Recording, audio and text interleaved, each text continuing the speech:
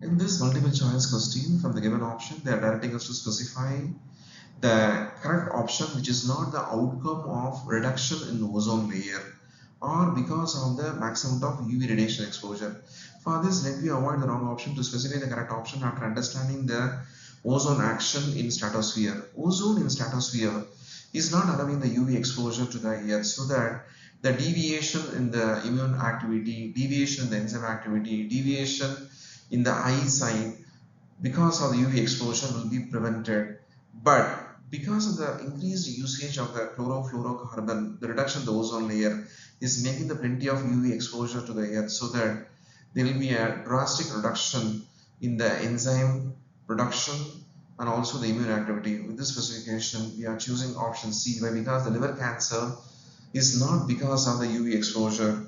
So we are choosing option C as the correct answer after ignoring option A, B and D.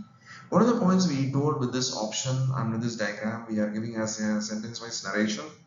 To take the lead notes, the UV rays lead to the change in the skin cell, which makes skin cancer another issue easily visible in day-to-day life. This radiation also damages human immune cell, causing mutation in this cell and lowering our body immune response. Regularly consuming large amount of ethanol over an extended period of time can lead to the liver cirrhosis and liver cancer.